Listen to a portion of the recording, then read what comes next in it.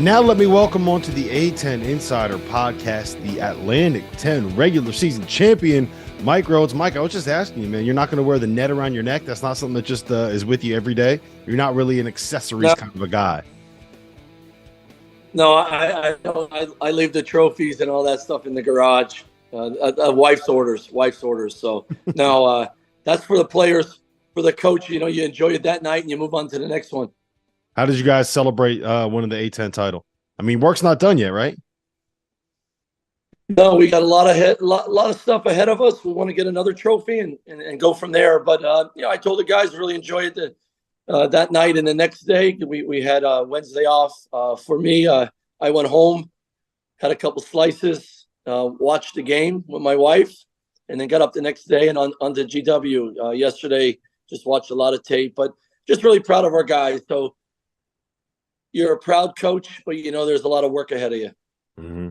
So you guys started out the season 5-4. You've won 18 of your last 21 games. You are currently sitting at 14-3 in the Atlantic 10 with work left to do, as you mentioned. But I don't want to say you've turned your season around, but you guys just have slowly and surely kind of gotten better and climbed that mountain. Where have you seen the changes and how has this team kind of developed over the year?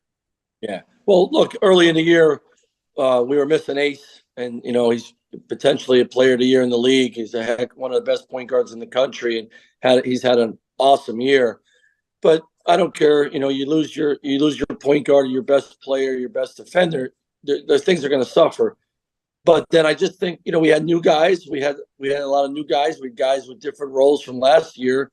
So there was just through game experience, Rob. We continue to get better and got more comfortable out there, and our defense really improved. Our offense really, really improved. And, each month we just became a much better team. And we went on the road and won a lot of games on the road. So that right there, that told me is like these guys, we're figuring out. A lot of guys are stepping up. Our bench has been fantastic all year long. And it culminated into winning the regular season. I'm always curious about this because I'm kind of the mindset where early on in the year, when you're not with a key player, it kind of forces other guys out of their comfort zone a little bit, right? And they have to figure things out like, okay, Ace isn't here. Someone else is going to have to make a play. Someone else is going to have to make a shot. Someone else is going to have to step up. Do you think, did you see that kind of an impact with this group? Yeah, without a doubt. For Zeb Jackson, transfer from Michigan, he's coming in thinking he's a backup guard, and then he goes into major minutes right away. And big adjustment. Jay Nunn, last year when Ace was coming back from his Achilles, we had to throw him in the point guard spot in a really good schedule, and he had to learn on the fly. And he did well, but he's more of a natural two guard. So he had to go back. This year. It was all summer long working with Ace as an off guard, and then Ace goes out with the wrist. We got to get Jay Nunn back on the ball. Now he's familiar with it, but it's still an adjustment. And then he's playing with some new guys. So you're playing with David Shriver and you're playing with, Nick Burns playing a lot more minutes and Jameer's playing a different role. So it all adds up. No excuses. You still got to figure it out like everyone else. But you're exactly right. Those guys getting thrown in some of those roles that are really important early definitely helped us as we moved along. So last season, you guys finished 14-4. You lose 3 starters off that group. Correct me if I'm wrong, but I'm pretty sure it was 3 starters, a bunch of key guys. You've turned over rosters before, but coming into a new year, it's just kind of what college basketball is, right? But you combine that without having Ace Baldwin on the floor, and it kind of looked like one of these teams where, frankly, there were teams that were picked above you. Dayton and St. Louis, most people had projected above you. How have you been able to kind of maintain that this group's focus on we just do what we do? Right, we're just going to go play VCU basketball. Well, what you said it's just what we do. That's sort of one of our quotes around here. It's just what we do. Why do we play defense the way we do? It's just what we do. And if you don't play it that way, you don't play. So anybody that comes into our program learns really quick. If I don't guard at a high level, full court and half court, I'm probably not getting on the court. And so that right there, that mentality is always there. And the older guys help the new guys with that. And then I just think, I just think we recruit really competitive dudes. Sometimes some people say, why are they recruiting him? Because he's got an edge. He fits our style. oh, he's not ranked here or there. I never care about that stuff. I just want to find guys that fit our personality, fit our profile, the way we play. That to me is the most important thing. And like Zeb Jackson didn't play much at Michigan, and maybe people wrote him off. And I was like, this guy fits our style tremendously. Brandon Johns, without a doubt, he's just a hard rocking dude. He fits our style, and he's had I think an all conference season in his first year at VCU. So, we just try to find guys that fit us, but they got to have that competitive edge for sure. The buzzword is culture, right? Like that's what everybody's trying to build. And I think that you guys have been able to develop that. And it's not just, it started like before you, right? I think that it started even before Shaka. Like, for me. Yeah, like it's what you do. Like I said, it's what you do at VCU. But how, in an era where you're bringing in more transfers and a lot of these guys, like the recruiting process, it's not like you're spending a year and a half, 2 years recruiting a high school kid. Like you basically got like a week in the portal to go get them or they're gone and they're committed, right? So yeah.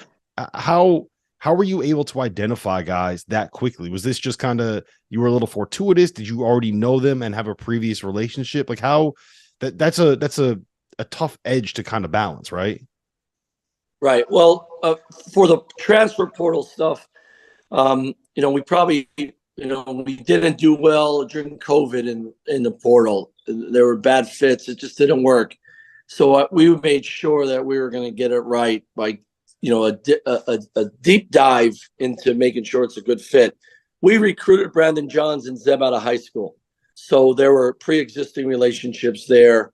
And so we knew a lot about him. David Shriver, we did not know, but John Gallagher at Hartford is a good friend of our program. Our guys knew them. We knew the assistant coach as well. So there was a lot of questions and getting answers and all that. And it turned into David's a kid that has a chip on his shoulder. Of course, a great shooter that we needed, but unbelievable personality, about the right stuff. So those three guys, like the portal stuff, we're going to take a deep dive, and we're not going to take somebody fast. If guys are making a decision in 7 days, we're probably not the place for them because we want to make it a great fit for us and for them. The high school stuff, we have a staff. Our staff, Rob. They've been around for a while. We have a lot of relationships out there. We have guys that coached and recruited all over the country. So we probably know the people in their circle personally. And that's where you can just really find more out than just, sort of putting your line in the water and seeing if you get a bite. And that's really important to me. So they got to want to come play for me, and they got to know about VCU and how we do things. So that we got to work on that, and we got to build relationships before there's any on-campus visits and commitments. That's just how we do it. Other people, they do it other ways and it works for them. But I know what works best for us is having relationships that go beyond basketball, because number one, I'm really demanding on these guys when it comes to effort and approach and doing things the right way. And there's certain standards, there's certain things we're going to do here, no matter who you are on the roster. And if you don't do them, you're not going to play, or you're not going to be here. One's working really hard, and the other one is being a really good teammate. And we all want these guys to be pros, and we all want them to work on themselves to be the best version of them. But it's about impacting winning, because in the end, you get what you want as individual players when people know you're winners. And that's been the culture at VCU for a long, long time, well before I was around. There's a lot of winning at VCU, and the kids have an edge to win. I think that's sort of been VCU's mojo for a long, long time. Hey guys, just a reminder, our sponsor for today's episode is Run Your Pool. They are hosting the Field of 68 Bracket Challenge. This year, they are giving away $1,500 in free prizes. It's all an incentive for you to get on there and find out just how good their platform is. I've been using them for my bracket pools for years. I've used them for Super Bowl squares. I use them for everything that I need to use them for. The biggest survivor pool that I'm in for both NFL and NCAA tournament is by Run Your Pool. So go check them out. The link's below. Tap in. Yeah, and if you look at the NBA, there's like maybe 30, 40, tops 50 guys that are stars in the NBA, right? Most people in the NBA, they're going to make a long living and make a lot of money by doing a job and playing a role. If you could find a way to fit that at VCU, you could probably find a way to fit that in the NBA. And you guys have that experience. I mean, we've seen Bones Highland, Vince Williams, guys have gone from VCU to the NBA. It's something that can be done. You just, be a star in your role. Yeah. Let's face it. the next Kevin Durant probably ended up in Richmond, right? No, and if it does, he's not going to be here long. And look, Bones was here 2 years because people saw how elite of a player he was. But still, even Bones in the NBA has a role and has a job to do. And we want to teach our guys that early in their career here and then continue to improve as a player. But, the next level, they want winners. Can you impact our organization and help us win and help us get to the playoffs and help us win a world championship? If you can do that, you're going to stick around. And if that becomes your reputation, you have a long journey as an NBA player or as a pro, like Jaquan Lewis, who played for us. I recruited him, and he played for Shock and Will. He's in Europe right now making a lot of money because he's a winning point guard, one of the best in Europe right now. And he's doing it 8 years now. And he might have another 8 years in him. He's going to make a lot of money. But number one is he's a winning point guard. I hope he learns some of that here at VCU, and that's what we try to instill in them. But if you could impact winning, the sky's the limit for you because people want winners. All right, so you guys still have a game left in the regular season. I'm not going to ask you about Brooklyn yet, but I do want to ask you, when it comes to the NCAA tournament, there's like all of these projections are kind of scattershot a little bit right now, but a lot of them have you guys like right on the other side of the cut line, which means there's more or less very little room for error for you. So how much do you pay attention to that? How much do you talk to your guys about that? Is it kind of the focus where you say, look, if we just win and do our job, everything's going to be figured out for us? Like, how do you handle that as you get to this point of the season? Yeah, I never talk about that stuff. I never have. And I just don't. It's, I said this the other day, Eric Boehner's, his favorite quote is win the day. We use that a lot around here. Just win the day. And my big thing is if you win the game that you have, and you win that game, the next one becomes bigger. And you put a bunch of those together, you win a lot of big games, good things happen. So that's sort of always in my whole coaching career has been that way. Win the day, take care of what's in front of you, be present, and that process puts you in a good position. So what can we say? If we keep winning, we help ourselves. There's some things we can't control, but we can control our preparation and try to win the next game. We have work to do. We're going to go do it. There's a championship out there that we won one already this year. Let's see if we can go win another. And a bunch of other teams in the A-10 want to do that too. So that's what we got to put all our concentration in. There's some things in the net with the metrics. As I said publicly, it moves the goal line for you a lot. And, our level where we're at, we don't have the opportunities that others have. And there's a team with 17 losses ahead of us. Doesn't make any sense to anyone. I don't get it, but we're trying to figure out. I wish the people in charge of this could tell us what is weighed the most, and then we'll make sure we schedule for that or work on that. And I don't care if you say manipulate the metrics or what being weighed the most, but that's what you would do as a coach. If it's scheduling, we can't get teams to play us. And we're going to try all the time. So we got to be creative that way. If it's other things, if people would tell us VCU is the type of school, we'll try to figure that out and do that because we always want to schedule for an at-large. So, we won a lot of games here.